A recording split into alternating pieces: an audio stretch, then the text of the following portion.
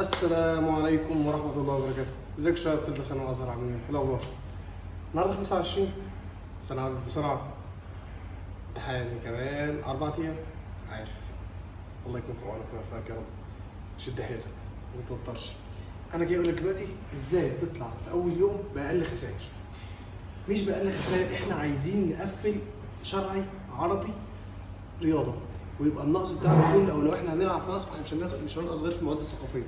وده حضرتك طبعا لان المواد الشرعيه والعربيه هي مواد مجموع زائد القران والرياضه. فلو انت قلقان من الرياضه او قلقان من القران او قلقان من الشرعي او قلقان من العربي ما تقلقش خالص. انا كنت واحد انيل منك، الحمد لله ربنا وفقني دخلت كليه الطب. معاكم دكتور ابراهيم، وان شاء الله النهارده هقول لك ازاي تعمل ايه في اول يوم.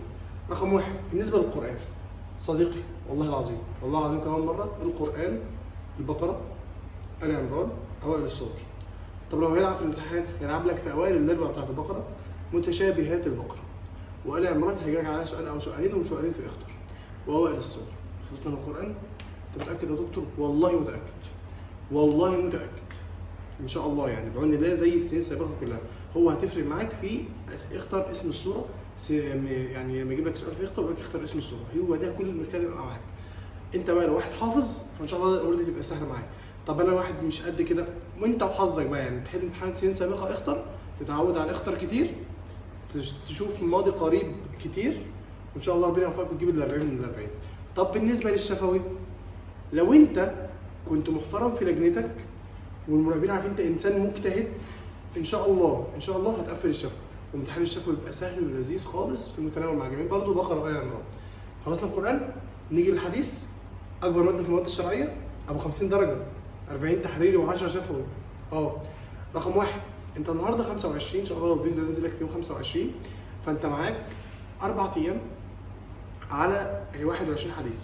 لا مش هينزل النهارده 25، انا سمعت الفيديو بينزل 20 هو بكره، ولا تقلق خالص عادي. فاضل معاك 3 ايام كل يوم 7 حديث. يا عم انت بتقول 7 حديث في يوم؟ 7 حديث في يوم. انت يا باشا خلاص لازم تتعود ان انا الساعه 6 الصبح انا صاحي، انا بصلي الفجر الساعه 4 ونص انا كنت قاعد بذاكر، لازم خلاص ما عنديش في وقت. امتحانك يوم 29 تمام كده؟ تمام. فمعنى كده ان انا لو بدات مذاكره الساعه 5 لحد الساعه 12 ده انا اجيب الحديث كله. يا عم انت بتقول ايه؟ انا مش هضرب غير 7 حديث في اليوم، 7 حديث 7 حديث 7 حديث. اليوم اللي انت هتجيب فيه 7 حديث الصبح دول، بالليل بقى انت تحل امتحانات شامله. طبعا افضل طريقه ان انت مثلا لو خدت الحديث الاول تشوف لي الامتحانات بتاعت علمي دور اول وثاني لحد 2017، تجريبي دور اول وثاني، ادبي دور اول وثاني، تدور على الحديث اللي انت ذاكرته جه ازاي في الامتحانات دي. تمام كده؟ تمام. فانت كده معاك 4 ايام كل يوم يا اما 5 احاديث او كل يوم يا اما 7 احاديث، وتحل كتير. اضمن لك انت ان شاء الله هتخش امتحانك واثق من نفسك، عامل اللي عليك، ركز على اسئله الحديث، ركز على الاحاديث الحفظ كويس جدا، اهم ما يرشد كويس جدا، الروايه الاحاديث لو انت عندك احاديث. طب يا دكتور ما تقول لي كده معلش ستيب باي ستيب كده، اعمل ايه؟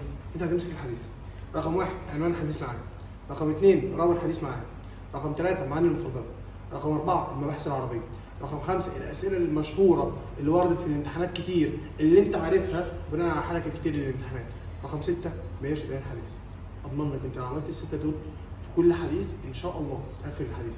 طب بالنسبه للشفوي نفس الموضوع، ان لو حضرتك مجتهد وقعدت محترم في لجنتك، ما مش مشاغب، ما بترازيش في المراقبين، هيقدروك وهيحترموك وهيظبطوك في الشفوي. والامتحان بيبقى لذيذ وسهل، وبيجي على اسئله وبيجي في الحديث الحفظ، وبيقول لك سمع ما يرشد، عشان كده بنبه المره الثانيه على ما يرشد. تمام؟ كنتم في رعايه الله، ربنا يوفقك يا رب يا شباب، واستنوا ان شاء الله كل قبل ليله الامتحان على القناه هتلاقوا فيديو بالظبط يقول لك ازاي تخش الماده وتبسطها خالص، تطلع منها باقل خسائر حتى لو انت ما بداتش من اول السنه. ربنا يوفقك يا رب. شكرا. ما تنساش لايك، كومنت، اشتراك، سبسكرايب. السلام عليكم ورحمه الله وبركاته.